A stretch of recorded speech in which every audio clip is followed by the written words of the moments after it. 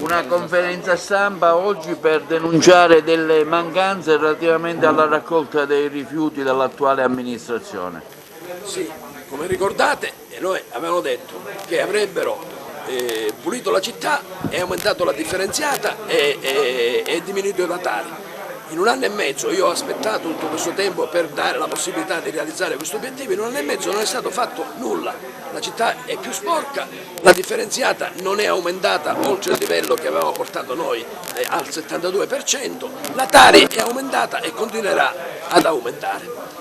E la novità di questa conferenza stampa è la richiesta che io farò all'amministrazione comunale di richiedere l'applicazione della riduzione del quinto d'obbligo, perché la quantità di rifiuti grazie alla differenziata è passata da 32.000 euro all'anno, 32.000 tonnellate all'anno a 28.000 tonnellate all'anno. Questo ci consentirebbe di avere un risparmio di 1,5 milioni di euro che possono essere destinate all'incremento dello spazzamento, a una piccola riduzione della Tari e all'aumento a 6 ore dell'orario dei lavoratori dello spazzamento.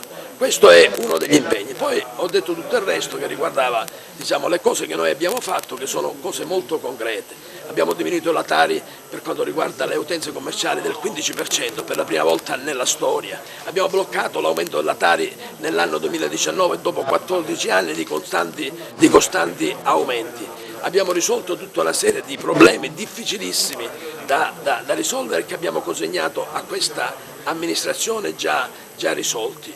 Tutto il resto abbiamo applicato le sanzioni alle ditte, abbiamo cercato di risolvere i problemi di Zingarello senza costi per la città, una serie di situazioni che ci hanno impegnato tantissimo e che ingenerosamente sono state criticate e sono diventate quasi il motivo per cui abbiamo perduto la campagna elettorale. Oggi chiediamo ai cittadini di valutare concretamente se quello che noi abbiamo fatto, anche con il costante dialogo con la gente, con la possibilità di avere risposte, di trovare qualcuno che gli chiariva quali erano i problemi, un piccolo intervento di risposta, anche se magari non era risolutivo al 100%, però almeno c'era un rapporto diretto tra cittadini e amministrazione che consentiva in qualche modo di gestire le grandi... Ora non c'è più questo rapporto, consigliere Amerle. All'interno del Consiglio queste proposte vengono fatte? Assolutamente no, le uniche cose che sono state fatte in Consiglio Comunale sono alcuni ordini del giorno che abbiamo fatto in Commissione e che sono stati poi discussi in Consiglio Comunale brevemente e senza nessuna risposta concreta e operativa. Con il consigliere Alessia Bongiovi in Consiglio Comunale adesso porteremo una serie di carte molto precise e puntuali. Quindi voi date un giudizio totalmente negativo sull'attuale sistema di raccolta dei rifiuti, allora, da quello che capisco?